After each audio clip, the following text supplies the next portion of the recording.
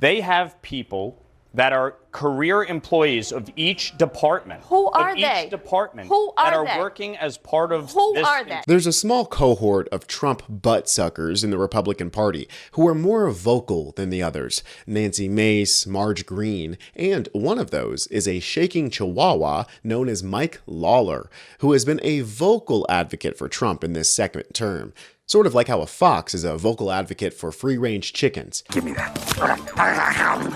One thing that Lawler has been especially keen to support is DOGE, and I'll show you guys some further context for that later, but I just want to jump straight into this town hall that was held by CNN, where he was lambasted by Representative Jahana Hayes for running cover for Musk's DOGE, regardless of the fact that we don't even know who DOGE is. For all we know, it's still just big balls calling the shots. Here's the clip. I want to say you're right to be concerned about Elon Musk because he's an unelected billionaire who has a tremendous amount of influence, and it's not the same as civilian employees that other agencies have had. When he was asked about it, they said he wasn't even in charge of DOGE.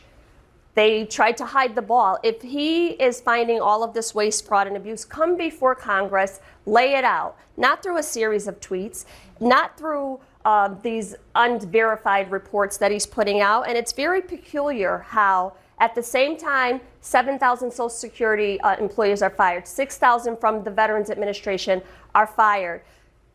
His company is getting more contracts and making more money off the federal government every day, and not one word is saying about the level of efficiency through must-run federal contracts. He now has Starlink at the White House as a server. What is it? He's aggrandizing himself, and no one is even calling him to account and holding him accountable. Everyone should be concerned about that. This is not normal. This is not regular. For one person to have that kind of access over every agency, over people's data, over security systems, when you are elected, after the election, you are everybody's president. I am everybody's congresswoman. And the fact that so many Americans, Republicans, Democrats, Independents, are concerned by this should be enough for us to have some kind of action to help to ease people's level of discomfort and explain to them this is what is happening. If he has found all of this waste, fraud, and abuse, we don't want that either. But what we're talking about is burning down the house instead of taking. I'm still talking, please. Is there one thing you agree with?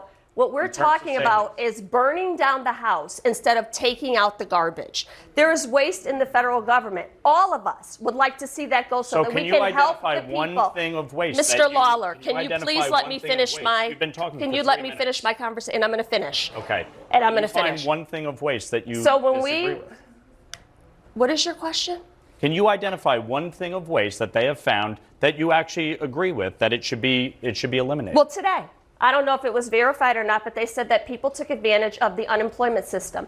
Anyone who breaks the law and steals federal dollars should be prosecuted. And the only way to get that information is to actually analyze the data. And we have processes and policies to do that. But for one person to make those decisions, everyone should have a level of concern by that. Respectfully, in order to actually uncover that, you need to analyze the data. They have people that are career employees of each department. Who are they? Each department Who are that are they? working as part of this entire Department of Government Efficiency.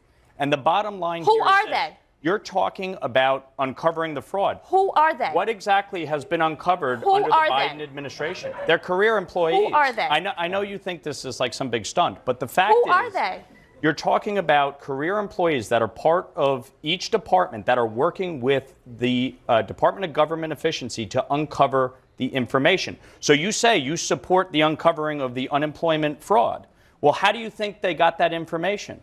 Do you have a list? Do you know how they got the information? I'm not sure if the Republican conference got a list of the employees at DOGE because we didn't. So that information has not been availed to us. So if there are employees, career federal employees, who are working within the system to find this information, we'd love for you to share that with us.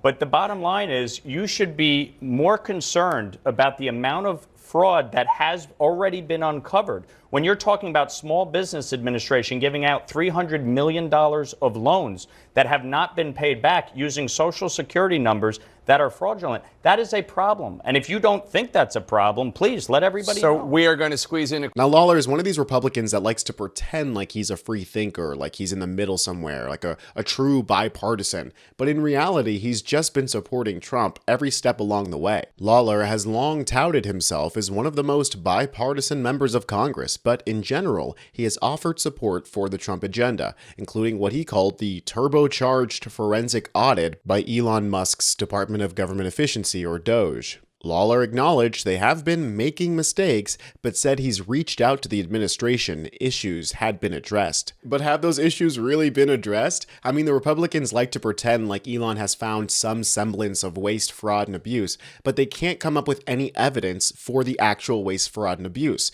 I'll remind the Republicans that fraud is a crime. If you are claiming to have somebody who committed fraud, then, charge them, arrest them, put them in jail. Lawler can't do that. None of the Republicans could do that because Musk hasn't provided any evidence. So now he's floundering to support DOGE as some generic good idea, while the specifics of what Musk is actually doing haven't really culminated in much at all. He's doing this because DOGE as a concept is generally considered a good idea. You would have to be pretty naive to think that the government is 100% efficient, and when most people think about the government, they don't exactly think speed and clarity. So something called a Department of Government Efficiency sounds like a good idea, and 46% of people think that. But I think the real question to ask is this: which best describes what you think about Elon Musk, DOGE, and their efforts to reduce spending and the size of the federal government? As you can see, the results are split. 33% says it should continue as much more is needed, and 33% says it is reckless and should stop now before more damage is done. But what should be considered is that 28%, nearly the whole other third, says it is needed, but it needs to slow down to assess the impact. Because again, most people agree that there should be some effort to make the government more efficient, but what Musk and his team over at DOGE are doing are just posting random contracts that they canceled and calling that efficient. It's also not abuse or fraud. There used to be people who catch fraud in the government. They're called inspectors general, and Trump fired all of those people. So what is DOGE even for? And it looks like Lawler's desperate need to protect Musk and DOGE at all cost might cost him his seat. Mike Lawler's 17th district targeted by DCCC. Democrats have put Mike Lawler at the top of their vulnerable Republicans list, with a plan to pour resources into the 17th district and flip the seat in 2026 to gain back the House majority. Mike Lawler is running scared, and he should be, said Chair Susan Delbini. From tanking the economy, gutting Medicaid, abandoning our veterans, and making everything more expensive, he's broken his promises to New Yorkers, and it is going to cost him his seat. A seat that Lawler won twice in a notorious purple district. And seeing as how Mike Lawler was too afraid to have an actual town hall with his constituents and instead resorted to a tele-town hall where all of the questions were vetted, I think he's a little bit scared about losing his seat. Folks, the midterms could not come fast enough because the blue wave that is going to hit these Republicans is going to be so large they're going to have to call in Moses to break it up. I'm Tony Hinderman with Really American, and I'll catch you next time.